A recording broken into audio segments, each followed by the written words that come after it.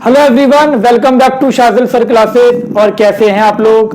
बढ़िया होना, मुझे पूरी उम्मीद है कि सब बढ़िया होगे और जो पढ़ाया गया है वो तुमने पढ़ लिया होगा। तो बेटा हम लोग 12th क्लास का फर्स्ट चैप्टर सोल्यूशन डिस्कस कर रहे थे। एक लेक्चर इसमें हो चुका है, ये इसका सेकंड लेक्चर है।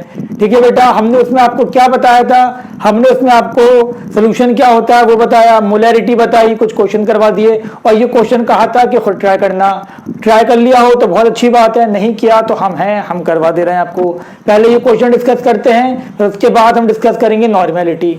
तो देखो बेटा ध्यान से, सबसे पहले मैंने क्या कहा, इसमें कहा गया है equal volume of 0.1 m NaCl and 0.1 m AgNO3 are mixed, what is the molarity of NO3 minus ion in solution. बहुत सिंपल क्वेश्चन है। अब सुनो, यहाँ वो गलती मत कर देना, N1V1 प्लस N2V2 वो सिर्फ और सिर्फ किसके लिए होता है? आपका दो एसिड हो, दो या दो से ज्यादा एसिड या दो या दो से ज्यादा बेस। अब ध्यान से देखो, इस क्वेश्चन में क्या करना था मुझे। यहाँ पर मेरे पास क्या था बेटा, यहाँ पर आपसे बोला गया NaCl है, मोलैरिटी कितनी है बेटा? इसकी मोलैरिटी है 0.1, वॉल्यूम कितना है? सपोज V है। ठीक है, ऐसी मेरे पास सेकंड है, सपोज क्या है यहाँ पर AgNO3 है ना बेटा। इसकी मोलैरिटी कितनी है? इसकी मोलैरिटी भी 0.1 है, वॉल्यूम कितना है? इसका भी V है। ठीक है, V2 कितना है? ये भी आपका कितना है? V है। अब दोनों को क्या करा तुमने दोनों को मिला दिया, तो यहाँ Na प्लस होगा, Cl माइनस होगा, Ag प्लस होगा, NO3 माइनस होगा। अब वॉल्यूम कितना हो गया बेटा? इसका वॉल्यूम इसका हो गया कितना? 2V। अब टोटल वॉल्यूम कितना हो गया? 2V हो गया ना। V इसका टोटल 2V हो गया। अब ध्यान से देखो, मोल्स कितने हो जाएंगे? NaCl के मोल्स कितने होगा बेटा? मोल्स क्या होता है? Molarity equal two moles upon volume. तो मोल्स क्या हो जाएगा? Molarity into volume. तो ये हो गया आपका 0.1V। इसके मोल्स भी कितने होगा बेटा? AgNO3 के इसके मोल्स भी होगा 0.1V। क्लियर हो गई यहाँ तक बात? अब अपना दिमाग इस्तेमाल करो और आंखें इस्तेमाल करो। एक NaCl में कितने Na हैं? एक Na एक Cl, एक मोल NaCl में एक मोल Na है, एक मोल Cl है। तो इतने मोल NaCl में Na कितने होंगे? Na प्लस होंगे तुम्हारे 0.1 और Cl माइनस भी कितने होंगे? मोल्स ऑफ Cl माइनस भी 0.1V। आई बात समझ में या नहीं आई? दोबारा सुनो, मैंने क्या कहा? NaCl है, एक मोल NaCl में एक Na है, एक Cl है। तो इतने मोल NaCl में इतने ही Na होंगे, इतने ही Cl होंगे। सेम ऐसे ही इतने एक मोल AgNO3 में एक Ag एक NO3, इतने मोल NO3 में इतने ही आपके Ag मोल्स और इतने ही आपके NO3 के मोल। आ गई बात समझ में?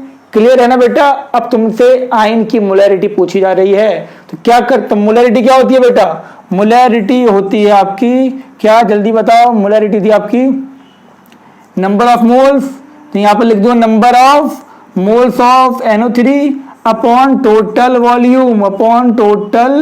वॉल्यूम। तो बेटा देखो, मोल्स कितने हैं NO3 के मोल्स हैं 0.1V। टोटल वॉल्यूम कितना है? जल्दी बताओ। टोटल वॉल्यूम है 2V। काटा पीटी मचाओ, 0.05 आंसर आ गया। सिंपल सा क्वेश्चन था, तुम्हारे समझ में भी आ गया होगा। कॉपी करो इसको फटाफट। कॉपी कर लिया बेटा? चलो बहुत अच्छी बात है। अब हम बात किसकी करेंगे? अब एक और बहुत इंपॉर्टेंट टॉपिक इस चैप्टर का, जिसका नाम है सोल्यूशन। अब हम सोल्यूशन डिस्कस करते हैं। सोल्यूशन तो हो रहा है, नॉर्मेलिटी। लिखो बेटा, क्या था आपका? नॉर्मेलिटी लिखो। अब नॉर्मेलिटी, अब सुनो मेरी बात ध्यान से। लेकिन नॉर्मेलिटी पढ़ने से पहले तुम्हें कुछ चीजें आनी चाहिए। क्या आनी चाहिए आपको? जैसे कि आपको सबसे पहले आना चाहिए कि इक्विवेलेंट वेट क्या होता है। ठीक है बेटा, इक्विवेलेंट वेट तुम्हें आना चाहिए। फिर तुम्हें पता होना चाहिए कि एन फैक्टर क्या होता है, एन फैक्टर कैसे निकालते हैं वो आना चाहिए। फिर तुम्हें आना चाहिए कि ग्राम इक्विवेलेंट क्या होता है। और अगर तुम चाह रहे हो कि सारे क्वेश्चन तुम्हारे मेंस के, नीट के सब क्वेश्चन हो जाएं, तो तुम्हें एप्लीकेशन ऑफ ग्राम इक्विवेलेंट आना चाहिए। ठीक है बेटा? तो अब सबसे पहले नॉर्मेलिटी डिस्कस करने से पहले हम ये सब चीजें देखेंगे, जिसके बाद हम नॉर्मेलिटी स्टार्ट करेंगे। समझ में आ गई बेटा? तो बेटा आज का जो टॉपिक है हमारा बहुत मजेदार टॉपिक है, बहुत बढ़िया टॉपिक है, जिसका नाम है हैशटैग इक्विवेलेंट वेट। ठीक है बेटा, हैशटैग लगा दिया हमने क्योंकि ट्रेंड में है आपका। अब हम बात कर रहे हैं इक्विवेलेंट वेट क्या होता है। पता है किसी को इक्विवेलेंट वेट क्या होता है? पता है तो बताओ, नहीं पता है तो सुनो बैठ के। अब सुनो बेटा, 1 ग्राम हाइड्रोजन से किसी भी एलिमेंट का जितना वेट कंबाइंड होगा उसको हम बोलेंगे equivalent weight of that element. आ गया समझ में? नहीं आया दोबारा सुन लेना, मैं लिख दे रहा हूं। तो क्या था आपका? It is the amount of weight, the mass लिख देना, चलो, the mass of element, that combined with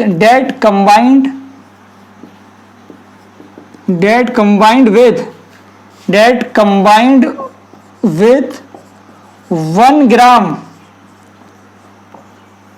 gram of hydrogen is called, क्या called? is called its equivalent weight. किसी भी एलिमेंट का वो मास जो 1 ग्राम हाइड्रोजन से कंबाइंड हो उसको हम क्या बोलेंगे? उसको हम बोलेंगे इक्विवेलेंट वेट। एग्जाम्पल के तौर पे तुम देखो, अगर मैं यहाँ पर NaH बनाता हूँ, ठीक है, क्या बनाया मैंने? NaH। तो देखो सोडियम का मास कितना होता है? 23, हाइड्रोजन का 1, तो 1 ग्राम, तो क्या लिखोगे? 23 gram hydrogen, 23 gram sodium, sorry 23 gram sodium is combined with किसके साथ? is combined with 1 gram hydrogen, therefore equivalent weight of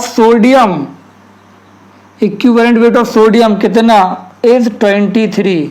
1 gram hydrogen से जितना वेट कंबाइंड होगा वो उसका इक्विवेलेंट वेट होगा। ये फर्स्ट एग्जांपल थी। सेकंड एग्जांपल देख लो बच्चा। सेकंड एग्जांपल मैंने लिखा CaH2, ठीक है, इसका कितना है? 40 है, इसका कितना है? 2। अब देखो सुनो, 40 ग्राम कितने से कर रहा है? 2 ग्राम। तो 2 ग्राम हाइड्रोजन कितने से कंबाइंड हो रहा है आपका? 40 ग्राम से। 1 ग्राम कितने से होगा? 1 ग्राम होगा आपका 40/2 मतलब 20। तो 20 ग्राम कैल्शियम कितने से हो रहा है? 1 ग्राम हाइड्रोजन से। तो कैल्शियम का इक्विवेलेंट वेट कितना हो गया? बेटा? कितना हो गया? 20। किसी भी एलिमेंट का वो वेट जो 1 ग्राम हाइड्रोजन से कंबाइंड होगा उसको हम क्या बोलेंगे? उसका इक्विवेलेंट वेट। आगे बात समझ में यहाँ तक?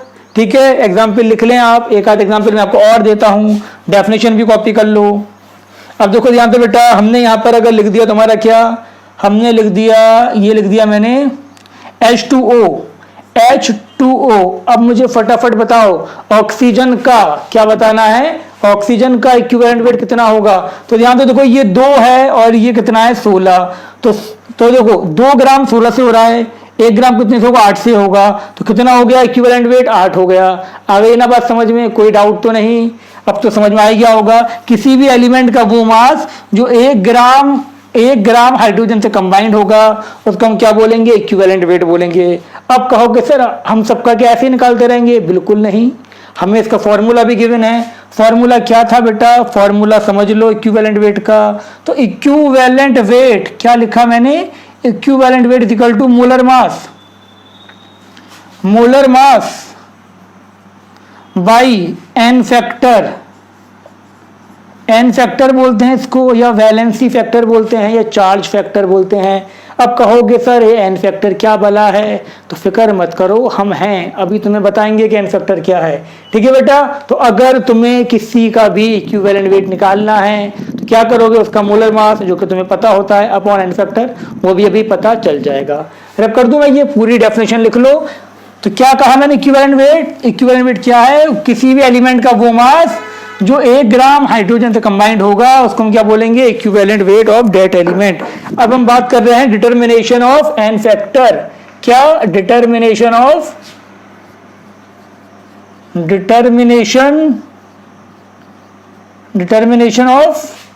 एन फैक्टर का डिटर्मिनेशन। अब सुन लो बेटा बहुत ध्यान से, क्या सुनना है तुम्हें? सबसे पहले हम बात करेंगे किसकी? फॉर एलिमेंट्स एलिमेंट्स के केस में, तो मेरे बेटा एलिमेंट के केस में एन फैक्टर क्या था? For element N factor is equal to valency. अगर तुम्हें एलिमेंट गिवन है तो एलिमेंट की वैलेंसी भी होगी, वो तुम्हें पता होगी, वही तो उसका एन फैक्टर है। देखो कैसे, अगर मैं बात कर रहा हूं फॉर सोडियम, एग्जांपल लेता हूं मैं, सोडियम बेटा, सोडियम Na, इसकी वैलेंसी कितनी होती है? जल्दी बताओ कि कितनी होती है? कितनी? 1। हाँ, वैलेंसी 1 है तो एन फैक्टर भी 1 हो गया। तो इसका इक्विवेलेंट वेट कितना हो जाएगा? इक्विवेलेंट वेट हो जाएगा इसका मोलर मास, और मोलर मास कितना होता है इसका मोलर मास होता है 23, और अभी देखा था हमने 23 तो आया था इसका इक्विवेलेंट वेट। ऐसे देखो यहाँ लिखा मैंने, ये फर्स्ट एग्जांपल, यहाँ लिखा मैंने सेकंड। मैग्नीशियम की बात करता हूं बेटा, मैग्नीशियम की वैलेंसी कितनी है? वैलेंसी 2 है इसकी, और तो एन फैक्टर कितना हो जाएगा? यही तो एन फैक्टर हो जाएगा, ठीक है ना बेटा? एन फैक्टर भी 2 हो गया, जितनी वैलेंसी उतना एन फैक्टर। इक्विवेलेंट वेट कितना हो जाएगा इसका? मोलर मास बाई 2, और मोलर मास कितना होगा इसका? मोलर मास होता है 24 डिवाइडेड बाई 2, 12। तो मोलर मास 24 था, वैलेंसी से डिवाइड कर दिया, क्या आ गया? Equivalent mass. क्लियर? ऐसी हम बात करें, तीसरा एग्जांपल देखो बेटा, हमने यहाँ कैल्शियम लिख दिया, इसकी वैलेंसी कितनी है? जल्दी बताओ, जल्दी। इसकी वैलेंसी भी 2 है, एन फैक्टर कितना हो गया? एन फैक्टर 2 हो गया। इक्विवेलेंट वेट कितना हो गया? 40/2 मतलब 20। अभी देखा था एग्जाम, उसमें भी जब हमने डेफिनेशन से बताया था तब भी तो 20 आया था ना, ठीक है ना? लिखो इसको फटाफट, समझ में आ गई होंगी तुम्हारे। तो अगर एलिमेंट है तो उसका एन फैक्टर, ये एन फैक्टर को वैलेंसी फैक्टर भी बोलते हैं या चार्ज फैक्टर भी बोलते हैं, तो कितना होगा उसका एन फैक्टर? 1 होगा। ऐसे ध्यान से देखो, हम बात करेंगे इसकी हाइड्रोजन की, हाइड्रोजन का तो खुद 1 होता है। खैर हम बात करते हैं इसी ऑक्सीजन की, ऑक्सीजन पे कितना आता है? 2-, तो एक ऑक्सीजन का कितना हो गया? एक ऑक्सीजन का तुम्हारा हो गया 2। एन फैक्टर कितना हो गया? जितनी वैलेंसी है, एन फैक्टर 2। इक्विवेलेंट वेट कितना हो गया बेटा? इक्विवेलेंट वेट तुम्हारे पास हो गया molar mass by 2, molar mass 16/2 कितना हो गया? 8। कोई प्रॉब्लम, कोई दिक्कत नहीं होनी चाहिए, वैलेंसी तो पता है तुम्हें, ठीक है बेटा? अब यही अगर ये O2 होता, 2 O होते, तो एन फैक्टर कितना हो जाता? 4 हो जाता। सिंपल सी बात है, 1 का अगर 2 है तो 2 का कितना होगा? 4 होगा, बस इतनी सी बात थी। तो एलिमेंट का तो समझ में आ गया होगा बेटा, एलिमेंट का आ गया ना समझ में।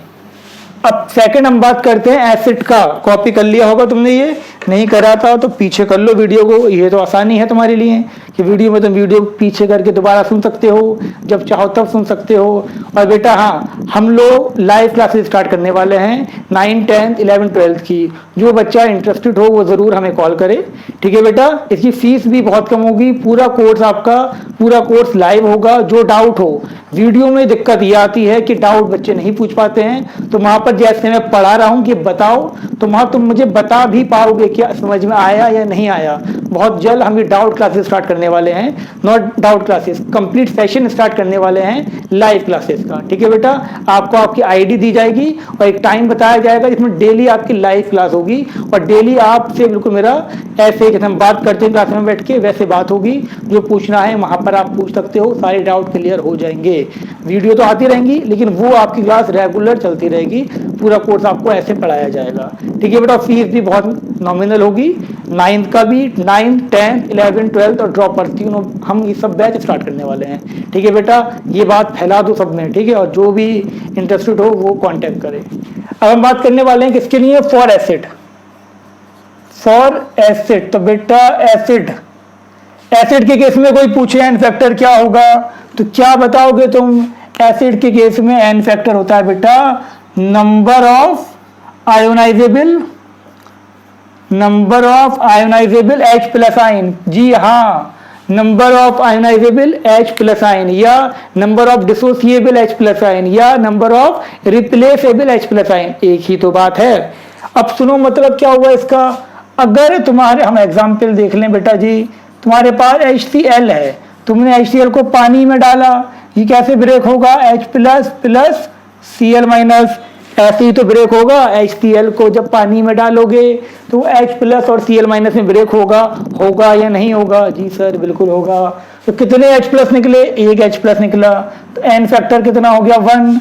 n फैक्टर 1 हो गया, तो इसका इक्विवेलेंट वेट कितना हो गया, मोलर मास बाई 1, ठीक है, तो मोलर मास हो गया।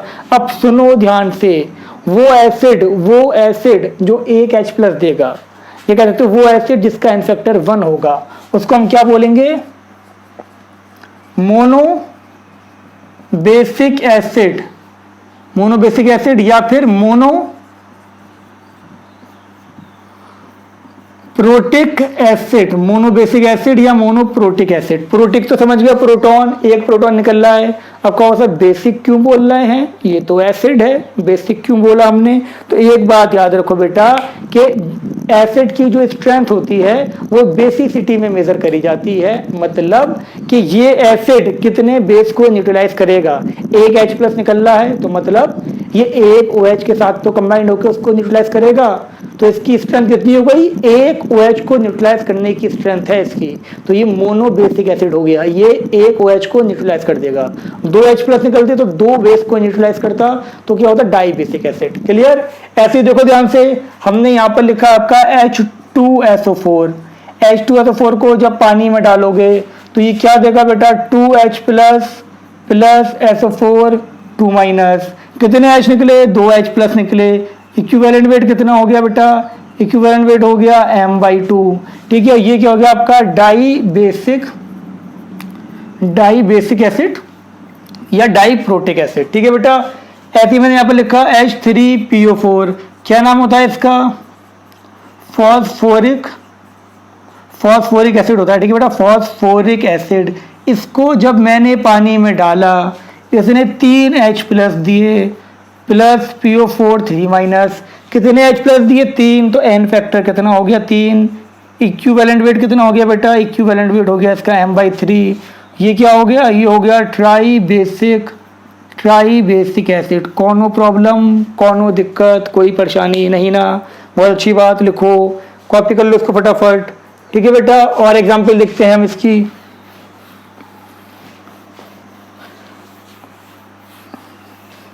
देखो बेटा ध्यान से, हमने यहां पर लिखा तुम्हारा H3PO3 फॉस्फोरस एसिड। अब फॉस्फोरस एसिड को जब पानी में तुम डालोगे तो ये क्या देगा, ये तुम्हारा देगा 3H प्लस प्लस नॉट 3, ये देगा 2H plus plus HPO3 2 minus. तो ये बात याद रखो, ये फॉस्फोरस एसिड है, फॉस्फोरस एसिड पानी में डालने पे कितने देता है, 2H प्लस देता है, याद रखो। तो इसका n फैक्टर कितना हो गया, कितना हुआ बताओ, 2। इक्विवेलेंट वेट कितना हुआ इसका, इक्विवेलेंट वेट हुआ m/2। ये क्या हो गया बेटा, डाई बेसिक एसिड, ठीक है ना। अब सुन लो ध्यान से, तुम्हें कैसे पता चलेगा किसके 2 हैं किसके 3 हैं। अगर फॉस्फोरस का एसिड है, दिख जाएगा आंखों से, आंखें सबके पास हैं, अल्लाह का शुक्र है। फॉस्फोरस एसिड है तो उसमें जितने ऑक्सीजन होंगे उससे एक कम उसका n फैक्टर होगा। कोई भी एसिड हो सकता है। और अगर 4 ऑक्सीजन थे तो n फैक्टर 3 था, अगर आपके ऑक्सीजन कितने थे, 3 थे, तो n फैक्टर 2 होगा। ये रीजन होता है कि स्ट्रक्चर की वजह से। जिसने केमिकल बॉन्डिंग पढ़ लिया है वो सुन लो ध्यान से, जब हम फॉस्फोरिक एसिड का स्ट्रक्चर बनाते हैं तो स्ट्रक्चर कुछ ये होता है। सुन लो बेटा ध्यान से, मैंने क्या कहा, मैंने ये कहा जब भी फॉस्फोरस का कोई भी एसिड है, एक ऑक्सीजन तो उसके सर पे डबल बॉन्डेड लगाओगे ही लगाओगे। अब क्या हुआ, जब एक डबल बॉन्डेड लगा दिया, 3 ऑक्सीजन बचे, 3 हाइड्रोजन बचे, ये लग गए। और वो हाइड्रोजन रिप्लेसेबल होता है जो O से लगा हुआ होता है। यहाँ से ये निकलेगा, ये निकलेगा, ये निकलेगा। लेकिन मैं बात करता हूँ अगर फॉस्फोरस की, तो एक ऑक्सीजन तो लगा दिया, उसके बाद देखो क्या हुआ, 2 ऑक्सीजन बचे, 2 ऑक्सीजन को मैंने H के साथ लगा दिया, एक H अकेला लगेगा। जो अकेला H है वो आयोनाइजेबल नहीं है, सिर्फ 2 H आयोनाइजेबल हैं। समझ में आ गई तो बात, बहुत अच्छी बात। नहीं आई तो और भी अच्छी बात, पढ़ना ही नहीं हमें इन चक्करों में। ये जब आएगी बात तब देखेंगे, ये P ब्लॉक में आएगी बात, 12th में P ब्लॉक में, तो वो तब देखेंगे। अभी इतना याद रखो कि ये ट्राइबेसिक था, वो डाइबेसिक था। ट्रिक क्या थी मैंने बता रखा है, जितने भी, अगर कोई भी फॉस्फोरस का एसिड है, क्या कहा मैंने, अगर कोई भी फॉस्फोरस का एसिड है तो जितना O होंगे उससे एक कम उसका n फैक्टर भी होगा। क्लियर। और सुनो ध्यान से, ऐसे ही मैंने यहाँ पर लिखा आपका COH। ये क्या था, ये था आपका ऑक्जेलिक एसिड। ऑक्जेलिक एसिड को जब पानी में डालोगे तो क्या दे देगा ये CO माइनस, ठीक है बेटा, plus 2H plus, N factor कितना हो गया, 2 हो गया, इक्विवेलेंट वेट कितना हो जाएगा इसका, m/2। बेटा देखो ये क्या था, ये था anhydrous oxalic acid without water. एक ऑक्जेलिक एसिड आपका होता है crystalline oxalic acid. Crystalline oxalic acid मतलब वहां पर 2 H2O लगे होंगे, क्रिस्टलाइन ऑक्जेलिक एसिड। तो ये कहानी याद रखो, ये कहानी सुन लो। और ये जो ऑक्जेलिक एसिड है 2 टाइप का होता है, कैसा, एनहाइड्रस और क्रिस्टलाइन। एनहाइड्रस मतलब विदाउट वाटर, पानी नहीं है उसके अंदर, तो उसका फॉर्मूला क्या है, ये फॉर्मूला है, मास जो निकलेगा इसका निकलेगा। लेकिन अगर बोल दिया गया क्रिस्टलाइन ऑक्जेलिक एसिड तो मोलर मास इस पूरे का निकलेगा, क्योंकि अब ये पूरा एक कंपाउंड है। जब पानी में डाल दोगे इसको तो ये ब्रेक वैसे ही होगा, 2H प्लस, और पानी तो पानी में मिल गया। एन फैक्टर तो इसका भी 2 है, इक्विवेलेंट वेट इसका भी m/2 है। लेकिन क्या इसका मास और इसका मास सेम है, बोलो, क्या इसका मास और इसका मास सेम है? जी नहीं, बिल्कुल नहीं। इसमें H2O नहीं है, दो, यहाँ पर 2 H2O हैं। तो याद रखना, अगर कभी भी इक्विवेलेंट वेट पूछा जा रहा है ऑक्जेलिक एसिड का तो क्वेश्चन में गिवन होगा क्रिस्टलाइन है या एनहाइड्रस है, और अगर कुछ नहीं गिवन तो क्रिस्टलाइन मानना है मुझे। समझ गए? बहुत अच्छी बात, लिख लो इसको फटाफट, ठीक है। अब एक कहानी और सुन लो, बोरिक एसिड, नाम तुमने सुना होगा, नहीं सुना तो कोई बात नहीं, अब सुन लो। जैसे कि मैंने यहाँ पर लिखा आपका ये H3BO3। कैरम तो खेलते हो गए, कैरम देखा है, खेलना आता है कैरम। कैरम को चिकना करने के लिए, स्मूथ चले, तुम क्या करते हो, पाउडर डालते हो। वो पाउडर क्या होता है, बोरिक होता है। ये वही तो है बोरिक एसिड। ले जाओ और कैरम खेलो, बोरिक एसिड। याद रखो, बोरिक एसिड का फैक्टर 1 होता है और इक्विवेलेंट वेट होता है m।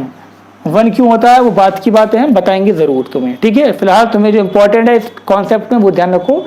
इसका एन फैक्टर कितना था, 1 था। बेटा सुन लो ध्यान से, एन फैक्टर जितने मैंने लिखवा दिए हैं ज्यादातर 99% यही यूज होते हैं। इसको जहन नशीन कर लो, मेमोराइज कर लो, समझ गए बात, लिख लो इसको फटाफट। अब हम बात करते हैं फॉर बेस, ठीक है, फॉर बेस।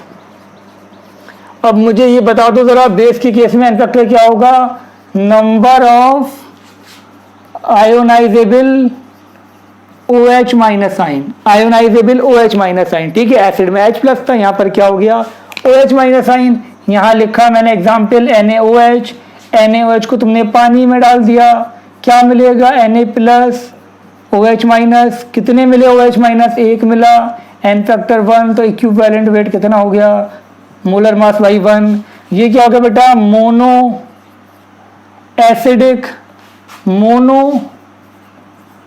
Acidic base. अब तुम समझदार हो, समझ गए होगे, मतलब वो बेस जो एक H प्लस को न्यूट्रलाइज करेगा। एक ही तो निकल रहा है OH, तो ये एक H प्लस को न्यूट्रलाइज करेगा। ऐसे ही देखो यहाँ लिखा मैंने CaOH होल ट्वाइस, इसको पानी में डाला मैंने, ये क्या करेगा बेटा, ये आपका Ca2 plus plus 2OH minus, ठीक है। कितना निकला, OH 2 निकले। इक्विवेलेंट वेट कितना हो गया, इक्विवेलेंट वेट हो गया m/2। ये क्या हो गया बेटा, ये आपका हो गया डाई, ये हो जाएगा आपका, क्या हो जाएगा, ये हो गया आपका बेटा डाई, क्या था, डाई एसिडिक बेस। इतनी बात समझ में आ गई आपके, कोई प्रॉब्लम तो नहीं, डाई एसिडिक बेस क्लियर हो गया तक, चलो बहुत अच्छी बात है बेटा। आगे बढ़ा जाए, अब आगे बढ़ते हैं ना, अब चलो अब आगे बढ़ते हैं हम। बेस में याद रखना कोई एक्सेप्शन भी नहीं है, जितने OH हैं वो आयनाइजेबल होंगे नॉर्मली, और आपको क्या हो जाएगा, एन फैक्टर मिल जाएगा। क्लियर, ये रब कर दे रहे हैं, अब इसको रब करते हैं हम। अब हम बात करते हैं फॉर सॉल्ट। अब सॉल्ट का केस आप समझ लें बेटा, सॉल्ट के केस में क्या होगा, तो ध्यान से देखो बेटा, फॉर सॉल्ट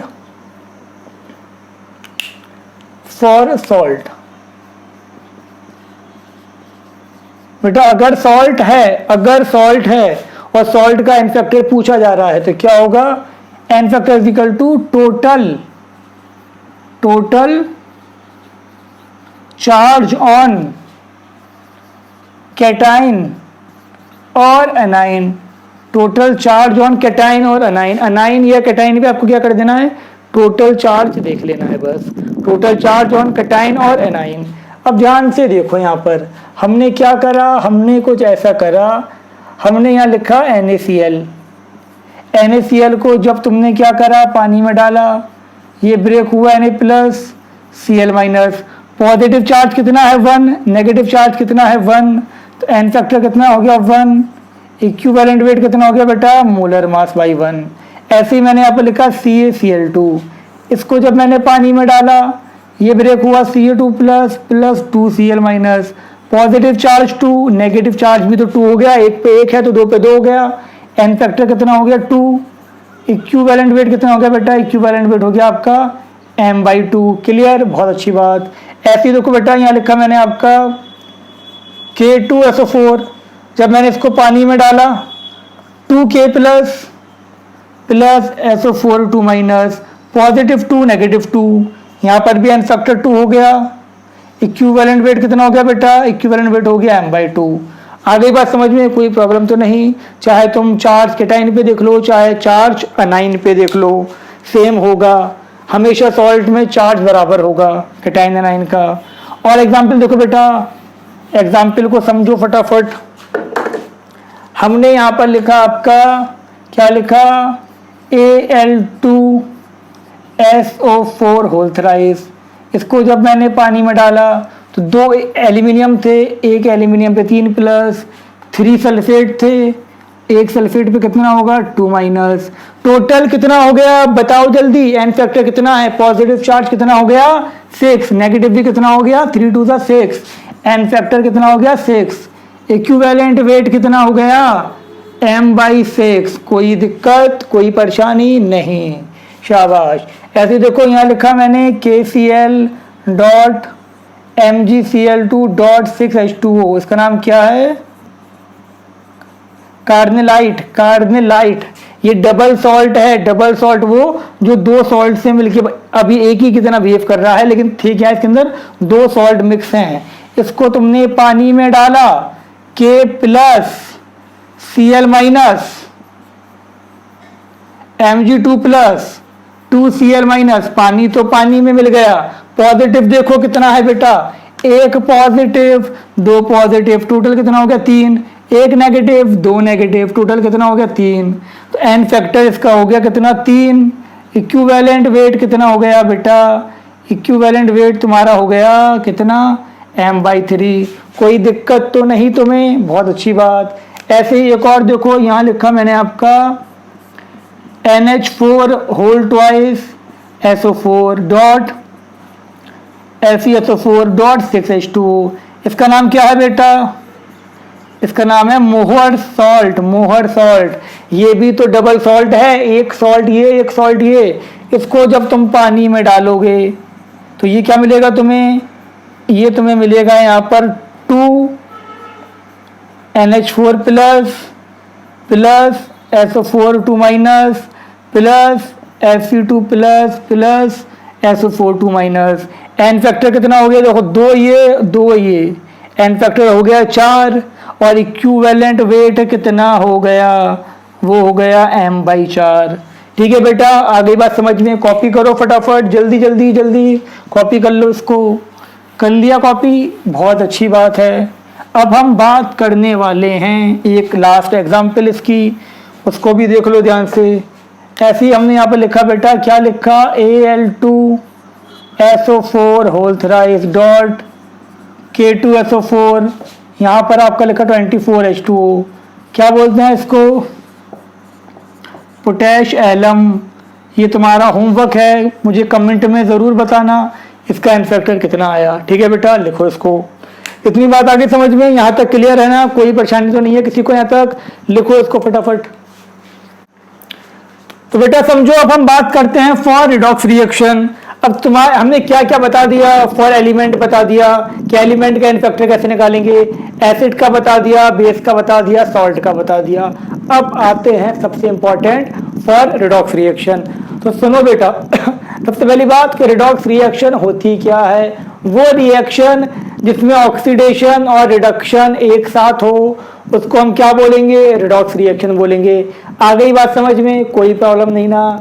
अब सुनो, अगर ऑक्सीडेशन या रिडक्शन हो रहा है तो एन फैक्टर क्या होगा, एन फैक्टर होगा total change in oxidation state. अब तुम कहोगे कि सर ऑक्सीडेशन स्टेट क्या, जो चार्ज होता है, जो चार्ज होता है किसी भी एलिमेंट पे, कंपाउंड के अंदर एलिमेंट पे जो चार्ज है उसको हम बोलते हैं ऑक्सीडेशन स्टेट। अब एक ऑक्सीडेशन स्टेट में वो दूसरे में, एक से दूसरे में जा रहा है तो कितने का चेंज हो रहा है, वो एन फैक्टर होगा। ठीक है, अभी तुम्हें बताएंगे, टेंशन ना लें आप। तो सबसे पहले बात करूंगा मैं किसकी, ऑक्सीडेशन की। ऑक्सीडेशन, तो मेरे बेटा मुझे बताओ ऑक्सीडेशन क्या होता है, क्या होता है ऑक्सीडेशन, क्या कहा, addition of oxygen, removal of hydrogen. अरे बेटा कब तक 9th-10th में पढ़े रहोगे, बताया सही है तुमने लेकिन 10th के हिसाब से सिर्फ। अब सुनो क्या होता है इसमें, अगर मैं इसमें बात करता हूं जो यूज होना है आगे तक हमारे लिए, वो होता है इंक्रीज इन ऑक्सीडेशन स्टेट, ये कह सकते हो लॉस ऑफ इलेक्ट्रॉन। तो ऑक्सीडेशन क्या था बेटा आपका, increase in oxidation state. OS मतलब ऑक्सीडेशन स्टेट या चार्ज बोल सकते हो इसको, चार्ज, या आपका क्या था, loss of electron, loss of electron. ठीक है बेटा, अब सुनो मेरी बात ध्यान से। मैंने क्या करा, मैंने यहां पर लिखा Fe2+ और मैंने कहा कि मुझे Fe2+ का ऑक्सीडेशन करना है। ये क्या है, ऑक्सीडेशन। तो सुनो, जब भी Fe2+ का ऑक्सीडेशन होगा वो Fe3+ में जाएगा। Fe2+ का जब भी ऑक्सीडेशन होगा वो Fe3+ में जाएगा। अब देखो यहाँ कितना था ऑक्सीडेशन स्टेट, +2, वहां कितना है +3। चेंज कितने का हुआ, चेंज हुआ आपका, चेंज कितने का हुआ, 1 का हुआ। और ये हुआ क्या, ये 2 से 3 में गया, इंक्रीज हुआ ना, तो ये हुआ क्या तुम्हारा, रिडक्शन हुआ, सॉरी ऑक्सीडेशन हुआ, उल्टा बोल दिया। ये क्या हुआ, ऑक्सीडेशन। एन फैक्टर कितना हो गया बेटा इसका, एन फैक्टर हो गया इसका 1। तो याद रखना इसको हम क्या बोलते हैं, फेरस, फेरस, इसको हम क्या बोलते हैं बेटा, फेरिक। तो जब भी फेरस का ऑक्सीडेशन होगा वो फेरिक में जाएगा, एन फैक्टर हमेशा 1 होगा। अब जरूरी थोड़ी है कि ऐसे लिखा हो, कभी कभी हो सकता है कि तुम्हें ऐसे लिखा मिल जाए, तुम्हें यहाँ लिखा हुआ है FeSO4, कहा जा रहा है कि FeSO4 का ऑक्सीडेशन करो और बताओ ये किस में जाएगा। FeSO4 का जब भी ऑक्सीडेशन करोगे वो Fe2SO4 होल थ्राइस में जाएगा। क्या मतलब हुआ इसका, इसका मतलब ये हुआ तुम्हारे पास यहाँ पर Fe पे कितना रहा होगा, 2+, सल्फेट पे 2-, तो ये +2 ये -2। यहाँ पर देखो Fe पे कितना होगा, +3, और ये आपका SO4 पे 2-, तभी तो बनेगा ये +1 हो गया, ये -1 हो गया। आ रही है बात समझ में, तभी तो तुम्हारा ये कंपाउंड बनेगा। तो यहाँ +2 था और ये यहाँ क्या था, प्लस, जब ऑक्सीडाइज होगा इसका तो ये किस में आएगा, +3 में आएगा। समझ गए यहाँ तक बात। तो ये क्या था, फेरस सॉल्ट था, और फेरस सॉल्ट का जब भी ऑक्सीडेशन होगा फेरिक सॉल्ट में आएगा। कभी भी SO4 का ऑक्सीडेशन नहीं होता, ये अपना हाईएस्ट ऑक्सीडेशन स्टेट में होता है। ठीक है बेटा, तो यहाँ पर भी कितने का चेंज हुआ, 1 मोल इसमें कितने का चेंज हुआ आपका, 1 का चेंज हुआ। 1 मोल SO4 जब ऑक्सीडाइज हुआ तो कितने का चेंज हुआ आपका, 1 का चेंज हुआ। एन फैक्टर कितना आया, 1। तो मैं बताना क्या चाह रहा था, मैं बताना सिर्फ ये चाह रहा था कि अगर डायरेक्ट लिखा है बहुत अच्छी बात, डायरेक्ट नहीं भी लिखा हुआ, अगर फेरस सॉल्ट है, जब भी कोई भी फेरस सॉल्ट होगा, फेरस सल्फेट, फेरस क्लोराइड, वो हमेशा फेरिक में कन्वर्ट होगा। देखो ध्यान से, मैंने यहाँ लिखा FeCl2, जब भी इसका ऑक्सीडेशन होगा तो ये कन्वर्ट होगा FeCl3। ये क्या था, फेरस क्लोराइड, ये क्या था, फेरिक क्लोराइड। तो फेरस सॉल्ट का जब भी ऑक्सीडेशन होगा वो फेरिक सॉल्ट में कन्वर्ट होगा, एन फैक्टर हमेशा 1 होगा। ठीक है बेटा, समझ में आ गई यहाँ तक बात, लिख लो इसको, लिखो, स्क्रीनशॉट ले लो, कुछ भी करो। और एक बहुत इंपॉर्टेंट बात अब सुन लो तुम मेरी ध्यान से, मोहर सॉल्ट को देखो ध्यान से। मोहर सॉल्ट, मोहर सॉल्ट बेटा क्या था मेरे पास, मोहर सॉल्ट था NH4 whole twice SO4 dot FeSO4 dot 6H2O। तो मोहर सॉल्ट में कौन सी आयन थी बेटा, मोहर सॉल्ट में थी NH4+ थी, तुम्हारे पास SO4 2- था, Fe2+ था, SO4 2 माइनस था। अब बेटा मेरी बात ध्यान से सुनो, अगर मोहर सॉल्ट रिडॉक्स रिएक्शन में पार्टिसिपेट करता है, इसका तो ऑक्सीडेशन होगा नहीं, NH4 प्लस से ज़्यादा कुछ नहीं बनता, इसका भी ऑक्सीडेशन नहीं होगा, इसका भी ऑक्सीडेशन नहीं होगा, बट इसका तो ऑक्सीडेशन होगा ना। अगर ये रिडॉक्स रिएक्शन में पार्टिसिपेट करता है तो यहां पर ऑक्सीडेशन किसका होगा, सिर्फ और सिर्फ Fe2 प्लस का। तो यहां पर एन फैक्टर कितना हो गया, 1 हो गया। तो याद रखना मोहर salt is also a ferrous salt. ये भी क्या था आपका, फेरस सॉल्ट था, और इसमें ऑक्सीडाइजेबल सिर्फ Fe2 प्लस ही था। तो कितना हो जाएगा आपका, इसका भी एन फैक्टर 1 होगा अगर रिडॉक्स रिएक्शन में है। आगे बात समझ में, चलो बहुत अच्छी बात है बेटा। अब मेरी बात तुम ध्यान से सुनो और हम एग्जाम्पल देखते हैं। हमने यहाँ पर लिखा SO2, जब भी SO2 का ऑक्सीडेशन होगा तो ये कन्वर्ट होगा SO3 में। तो बेटा अब ध्यान से देखो, हमें सल्फर पे चार्ज निकालना है। इस पे हमें क्या करना पड़ेगा, पहले जिसका निकालना है उसको x मानोगे। क्या मानोगे, x। तो ये हो गया x प्लस कितने ऑक्सीजन है, 2। एक ऑक्सीजन का कितना होता है, -2 होता है। हमेशा याद रखो ऑक्सीजन की वैलेंसी कितनी होती है, -2 होती है ना। तो 90% केसेस में ऑक्सीजन का -2 लेना है मुझे, बराबर रख दो 0 के। x कितना आया बेटा, x आया +4, तो यहाँ पर +4 हो गया।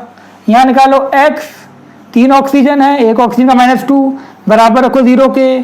कितना आया, +6, यहाँ +6 आ गया। कितने का चेंज हुआ, 2 का चेंज हुआ। तो मेरे बेटा एन फैक्टर कितना आ गया, 2 आ गया। खत्म बात, बस। हुआ क्या था, ये ऑक्सीडेशन तो हुआ, 4 से 6 में चला गया। ऐसे यहाँ देखो मैंने एक और लिखा, मैंने लिखा यहाँ पर SO3 2 माइनस। क्या था ये था सल्फाइड। क्या था, सल्फाइड। जब भी सल्फाइड का ऑक्सीडेशन होगा ये किस में जाएगा, सल्फेट में। बोला नहीं जाएगा, तुम्हें पता होना चाहिए। सल्फाइड ऑक्सीडेशन होके सल्फेट में जाएगा। ठीक है, अब देखो यहाँ निकालना है मुझे, सल्फर का निकालना है। x मानो प्लस कितने ऑक्सीजन है, 3, एक ऑक्सीजन का -2, बराबर रख दो -2 के। x कितना आ गया बेटा, x आ गया आपका +4। ठीक है ना बेटा। अब यहाँ पर देखो x +4 -2 बराबर -2, x इक्वल टू कितना आ गया, +6। तो कितने का चेंज हुआ बेटा, 2 का चेंज हुआ, एन फैक्टर 2 आ गया। तो अब इस बात में भी गार्ड बांध लो, क्या कि जब सल्फाइड का ऑक्सीडेशन होगा तो वो हमेशा सल्फेट में जाएगा। क्लियर हो गई अब तक बात, लिख लो इसको फटाफट। ठीक है बेटा, अब इधर देखो मेरी बात सुनो एक ध्यान से। तुमसे कहा ये गया, क्या कहा गया कि तुम्हारे पास 1 मोल Na2SO3 है, इसका ऑक्सीडेशन करा तो किस में जाएगा, ये सोडियम पे तो Na+ से ज़्यादा आ ही नहीं सकता, तो ये जाएगा Na2SO4 के अंदर। अब इसमें कौन सी आयन थी, सोडियम की आयन थी, SO3 2 माइनस था। यहाँ पर भी क्या था, Na+ और SO4 2 माइनस। तो बेटा इसका तो ऑक्सीडेशन होगा नहीं, पता है हमें, इसका ऑक्सीडेशन नहीं होगा। और किसका ऑक्सीडेशन होगा, सिर्फ इसका ऑक्सीडेशन होगा। +4 से +6 में जाएगा, एन फैक्टर 2 हो गया। तो कहा जाए कि जब 1 मोल Na2CO3 का ऑक्सीडेशन होगा तो कितने इलेक्ट्रॉन का चेंज होगा, यानी कि एन फैक्टर कितना हो गया, 2 हो गया। क्लियर है यहाँ तक बात। लेकिन अगर यही बात तुम्हारी बोल दी जाए यहाँ पर FeSO3 का जब ऑक्सीडेशन होगा तो ये किस में जाएगा। अब देखो यहाँ कौन कौन से आयन है, यहाँ पर Fe2+ है, यहाँ पर SO3 2 माइनस है। क्या Fe2+ का ऑक्सीडेशन हो सकता है, बिल्कुल हो सकता है, बिल्कुल हो सकता है। तो वो किस में जाएगा, Fe3+ में। क्या इसका ऑक्सीडेशन हो सकता है, बिल्कुल हो सकता है। तो ये किस में जाएगा आपका SO4 2 माइनस में। तो जब ये दोनों मिल जाएंगे तो क्या बन जाएगा, ये Fe2SO4 होल थ्राइस। ठीक है बेटा, तो यहाँ बन जाएगा तुम्हारा कंपाउंड ये। तो अब ध्यान से देखो, जब 1 मोल फेरस सल्फाइड का ऑक्सीडेशन हुआ तो कितने का चेंज आया, एक तो चेंज आया कब, जब ये Fe3+ में गया, एक का चेंज यहाँ पर आया। और जब ये इसमें गया SO4 2 माइनस में, 2 का चेंज यहाँ पर आया। तो टोटल चेंज कितना आया, हमें तो टोटल से मतलब है ना, ऑक्सीडेशन में टोटल इलेक्ट्रॉन का चेंज कितना आया, टोटल कितना इनफेक्टेड था, टोटल कितना था इसका इनफेक्टर, इसका टोटल इनफेक्टर था बेटा 3। ये भूलना नहीं है, बहुत इंपॉर्टेंट कहानी बताई है मैंने तुम्हें देखना है कि ऑक्सीडाइजेबल स्पीशीज कितनी है, 1 है, 2 है, 3 है, 50 है, कितनी है, और सबका फिर मुझे प्लस कर देना है। एन फैक्टर बोला जाए या इलेक्ट्रॉन बोला जाए, एक ही चीज है, ठीक है। चेंज इन इलेक्ट्रॉन को तुम इसमें एन फैक्टर बोल रहे हैं। क्लियर हो गई यहाँ तक बात? लिख लो इसको, ये समझ में आपके आ गया होगा। और सुनो बेटा ध्यान से, यहाँ पर कहानी के अगले मोड़ पे आते हैं हम। अगले मोड़ पे नहीं, अभी एक गली रह गई है इसकी।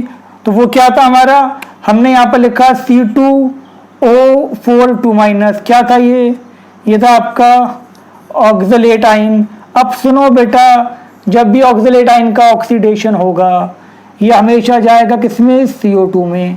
अब यहाँ पर कार्बन पे निकालो कितना आ रहा है, 2x प्लस 4 ऑक्सीजन है, एक ऑक्सीजन का -2 बराबर -2, x इजिकल टू कितना आ गया बेटा, ये आ गया +3। सॉल्व करना, ये +3 आ गया। यहाँ देखो x 2 -2 बराबर 0, x इजिकल टू +4 आ गया। तो कितने का चेंज हुआ, कितने का चेंज हुआ, ये आपका चेंज हुआ, चेंज आया यहाँ पर 1 का। लेकिन कितने कार्बन है एक मोल में, 2 है ना, तो कितना हो जाएगा 2, एन फैक्टर 2 हो जाएगा। तो ये बात याद रखो, जब भी एक मोल ऑक्सलेट आयन ऑक्सीडाइज होगा तो चेंज कितने का आएगा आपका, 2 इलेक्ट्रॉन का, 2 इलेक्ट्रॉन निकालेगा वो, एन फैक्टर 2 होगा। लेकिन अगर ये पूछा जाए जब भी ऑक्सलेट आयन से 1 मोल CO2 बनेगा तो कितने इलेक्ट्रॉन का चेंज आएगा, 1 का। क्लियर हो गया तक बात, C2O4 और ये क्या हो गया आपका CO2, कोई डाउट तो नहीं बेटा, ठीक है ना। अगर इसकी बात होगी तो एन फैक्टर 2 है, और अगर इसकी 1 मोल की बात होगी तो एन फैक्टर 1 होगा, क्योंकि इसमें 2 कार्बन थे। अभी यहाँ पर मैंने इसको बैलेंस नहीं किया, यहाँ पर हम 2 लगा देते हैं, तो 2 से 2 CO2 बनते हैं, तो टोटल चेंज एन फैक्टर 2 आता है। क्लियर है। अब अगले मोड़ पे आते हैं कहानी के। अगला मोड़ क्या था, अगला मोड़ था रिडक्शन। अब रिडक्शन पे आते हैं, रिडक्शन को देखते हैं। तो बेटा बहुत ध्यान से सुनो, सबसे पहले मैं यहाँ पर लिखना चाहूंगा, क्या लिखना चाहूंगा, मैं लिखना चाहूंगा आपका K2Cr2O7। ये इसको मैं ऐसे भी लिख सकता हूँ Cr2O7 2-। इनफैक्ट ऐसे ही लिखूंगा मैं इसको हमेशा। इसका नाम क्या है, इसका नाम है पोटेशियम डाइक्रोमेट। ठीक है बेटा, ये कैसा होता है, ये या ये कोई भी हो, ऑरेंज। कैसा होता है बेटा, ये ऑरेंज होता है। जब भी इसको एसिडिक मीडियम में डालोगे, जब भी इसको एसिडिक मीडियम में डालोगे, एसिडिक मीडियम में, ठीक है, ऐसे लिख दो खाली, तो ये हमेशा कन्वर्ट होगा Cr3+ में। कैसे पता, एक्सपेरिमेंट से पता। जब भी इसको एसिडिक मीडियम में डालोगे तो ये Cr3+ में कन्वर्ट होगा। अब सुनो बेटा ध्यान से, इसका निकालना है कितना आ रहा है, 2 क्रोमियम थे, 2x, 7 ऑक्सीजन थे, तो कितना आ गया आपका ये आपका आ गया -2, बराबर रख दो -2 के। कितना आ गया ये टोटल, ये आपका आ गया 2x इक्वल टू 12, x कितना आ गया 6, तो यहाँ कितना आया बेटा +6, यहाँ कितना है 3, कितने का चेंज हुआ, 3 का। टोटल कितना होगा, 2 है, 2 से मल्टीप्लाई कर दो, टोटल कितने का हो गया 6। तो एन फैक्टर कितना हो गया 6, इक्विवेलेंट वेट कितना हो गया आपका m/6। एक चीज रह गई है, याद दिला देना मुझे, लेक्चर के लास्ट में बतानी है तुम्हें, ठीक है। ऑक्सीडेशन में एक रह गया था, अभी याद दिला देना मुझे, ठीक है बेटा। कितना हो गया ये m/6। तो ये बहुत बहुत पहुंचा हुआ क्वेश्चन है और बहुत पूछा हुआ क्वेश्चन भी है। ये आपका नीट में, मेंस में, एबीपी टेक में हर जगह पूछा गया क्वेश्चन है कि जब डाइक्रोमेट को तुम एसिडिक मीडियम में डालोगे तो उसका इक्विवेलेंट वेट कितना होगा, m/6। क्लियर है बेटा। तो याद रखना, ये एक्सपेरिमेंट से आया था, लिया हमने इसको, एसिडिक मीडियम में डाला, तो ये किसमें कन्वर्ट होता है हमेशा 3+ में, और ये हुआ क्या, +6 से +3 में आया ना, तो ये हो गया रिडक्शन। क्लियर है बेटा, लिख लो इसको, रब कर दे रहे हैं हम। अगली कहानी पे आते हैं हम। अगली कहानी क्या थी, नेक्स्ट बात कुछ ऐसी थी बेटा, ध्यान से देखो। हमारे पास अगर यहाँ पर KMnO4 है, या मैं इसको बोल सकता हूँ MnO4-, ये क्या था, पोटेशियम परमैंगनेट। ये कैसा था बेटा, पर्पल। और जो मैं अभी यहाँ था ना, क्या था यहाँ पर आपका Cr3+, मान लिख लो ग्रीन कलर का, Cr3+ ग्रीन होता है, और पोटेशियम डाइक्रोमेट कैसा होता है, ऑरेंज होता है। अब सुनो ध्यान से, अगर ये एसिडिक मीडियम में रिएक्ट करेगा तो ये Mn2+ में जाएगा। ये बेटा एक्सपेरिमेंट करके देखा गया है, तुम्हें दिमाग में रखना है। ये एसिडिक मीडियम में किस में जाएगा? Mn2+ में। अब देखो इस पे कितना आ रहा है, Mn पे माना x, 4 ऑक्सीजन है, एक ऑक्सीजन का कितना होता है -2, बराबर रख दो -1 के, कितना आ गया +7, कितना आया बेटा +7। ये कितना था 2, कितने का चेंज हुआ?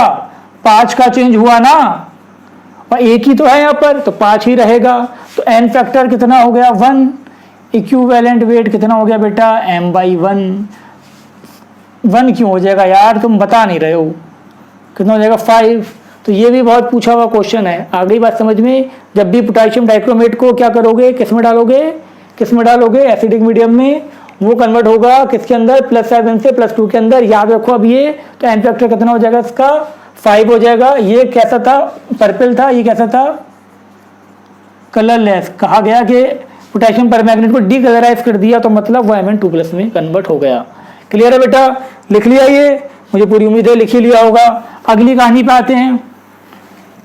देखो बेटा ध्यान से, नेक्स्ट कुछ क्या था हमारे पास।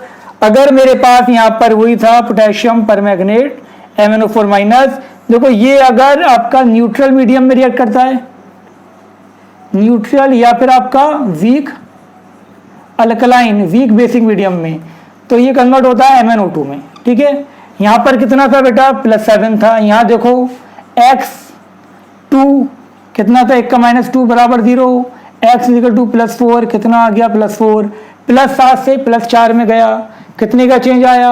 चेंज आया 3 का, n फैक्टर 3, और इक्विवेलेंट वेट कितना हो गया इसका? m/3। तो याद रखो वीक अल्कलाइन मीडियम में या न्यूट्रल मीडियम में कितना है? m/3 होगा इसका n factor, sorry equivalent weight, और n फैक्टर 3। अगर ये स्ट्रॉन्ग बेसिक मीडियम में है तो ये कन्वर्ट होगा आपका MnO4₂-, पोटेशियम मैग्नेट से पोटेशियम, पोटेशियम पर मैग्नेट से पोटेशियम मैग्नेट, ये मैग्नेट आयन है। ठीक है बेटा, यहाँ पर निकालो इसका x +4 -2 बराबर कितना? -2। x कितना आ गया इसका? +6, +7 से +6 में आया, रिडक्शन तो हो गया। कितने का चेंज हुआ? 1 का चेंज हुआ, n फैक्टर 1, इक्विवेलेंट वेट कितना हो गया इसका? m हो गया। तो ये बात तुम्हें याद रखनी है अच्छे से कि ये एसिडिक में भी करता है, न्यूट्रल में भी करता है, वीकली बेसिक में भी करता है, स्ट्रांगली बेसिक में भी करता है, लेकिन डाइक्रोमेट सिर्फ और सिर्फ एसिडिक में करता है। क्लियर है बेटा? तो बात समझ में आ गई, बिल्कुल भूलना नहीं है।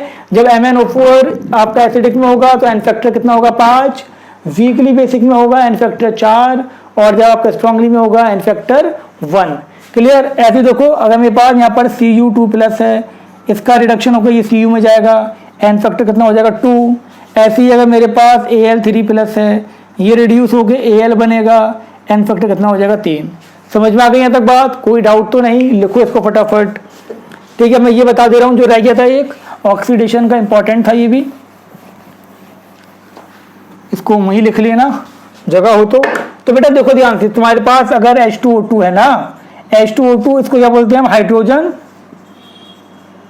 Hydrogen peroxide, hydrogen peroxide.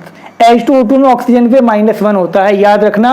Normally मैं अगर बात करता हूँ तो हाइड्रोजन ऑक्सीजन पे क्या आता है? -2 आता है। लेकिन अगर परऑक्साइड है, तो परऑक्साइड पे हाइड्रोजन ऑक्सीजन पे -1 आएगा। कुछ कंपाउंड में परऑक्साइड बनता है, वो जब रिडॉक्स रिएक्शन पढ़ाएंगे आपको तो वो जरूर बताएंगे, तुम्हें टेंशन लेने की कोई जरूरत नहीं है। फिलहाल इतना याद रखो।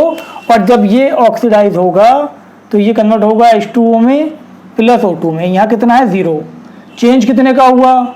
चेंज 1 का हुआ, -1 से 0 में गया, इंक्रीज हो गया ना, -1 से 0 में आ गया, ऑक्सीडेशन हो गया। लेकिन है कितने? 2 हैं, तो कितना आ गया? आंसर 2 आ गया। तो याद रखना इसका n फैक्टर 2 होता है और इसका इक्विवेलेंट वेट हमेशा m/2 होता है। बहुत पूछा गया क्वेश्चन है ये भी। ठीक है ना बेटा? बात समझ में आ गई? इसमें देखो तुम निकाल के देख लो, 2 हाइड्रोजन थे, एक हाइड्रोजन का +1, इसका मुझे निकालना है x बराबर 0 के, x = आ गया -1। परऑक्साइड में -1 होगा, ये तुम्हें याद रखनी है। परऑक्साइड कौन बनाएगा? कितने परऑक्साइड होते हैं वो तुम्हें रिडॉक्स रिएक्शन में हम बता देंगे, लेकिन यहाँ जिसकी ज़रूरत थी वो आपको क्लियर कर दिया गया। तो इक्विवेलेंट वेट समझ में आ गया है ना बेटा? अब हम बात करने वाले हैं कि ग्राम इक्विवेलेंट क्या होता है। एन फैक्टर भी तुम्हें निकालना आ गया, तो अब बात करेंगे #ग्राम इक्विवेलेंट। ग्राम इक्विवेलेंट को समझ लो बेटा। तो समझो बेटा ग्राम इक्विवेलेंट होता क्या है। ग्राम इक्विवेलेंट आपका होता है GEQ is equal to given mass. ये आपका होता है बेटा GEQ, हम क्या लिखते हैं, given mass, given mass upon molar mass, not molar mass, given mass upon equivalent weight. ठीक है बेटा, गिवन मास को हम W से करते हैं, इक्विवेलेंट वेट आपका ये हो गया। और अभी तुमने देखा था कि इक्विवेलेंट वेट क्या होता है, molar mass by N factor. ठीक है बेटा, तो यहां पर रख दो ये gram equivalent is equal to molar mass given mass upon molar mass, N factor नीचे से ऊपर पहुंच गया। और ये पूरी चीज क्या हो गई बेटा, ये पूरी चीज हमारे पास हो गई मोल इंटू एन फैक्टर। तो याद रखना ग्राम इक्विवेलेंट क्या था, मोल इंटू एन फैक्टर। ठीक है ना बेटा, जैसे मोल एक क्वांटिटी है कैलकुलेशन की, ऐसे ग्राम इक्विवेलेंट एक क्वांटिटी है। तो हमने क्या क्या देखा, यहाँ तुम्हें अगर नहीं दिख रहा होगा, अगर तो ऊपर लिख दे रहे हैं, तो हमने क्या देखा बेटा, ग्राम इक्विवेलेंट क्या था, given mass upon equivalent weight. Equivalent weight तुम्हें बताया था क्या होता है, इक्विवेलेंट वेट होता है molar mass upon N factor. तो हमने इक्विवेलेंट वेट की जगह ये सब रख दिया। और फिर हमने क्या देखा कि ग्राम इक्विवेलेंट क्या निकल के आया, ग्राम इक्विवेलेंट आपका आया मोल इंटू एन फैक्टर। ये इंपॉर्टेंट था बस, ग्राम इक्विवेलेंट क्या था, मोल इंटू एन फैक्टर। अब मोल क्या क्या हो सकता है आपका, मोल हो सकता है given mass upon molar mass into N factor. Mole हो सकता है आपका number of particle upon Avogadro number. अगर मोल कॉन्सेप्ट वाला अपने टॉपिक नहीं देखा, मोल कॉन्सेप्ट क्लियर नहीं है, तो जाकर देखो। ठीक है बेटा, चैनल पे पढ़ा हुआ है वो। इसके बाद हम बात करने वाले हैं V अपॉन VM। ठीक है बेटा, और क्या था, ये तो था ही आपका given mass upon equivalent weight.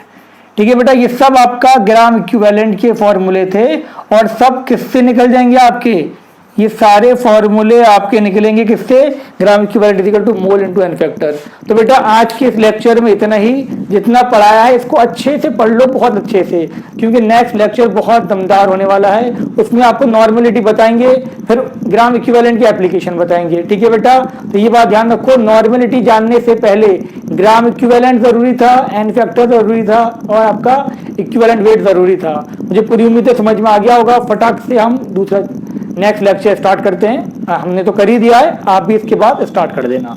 ठीक है बेटा, कॉपी कर लो ये सब। तब तक के लिए अपना ख्याल रखें आप। ठीक है, टाटा बाय बाय, अल्लाह हाफिज।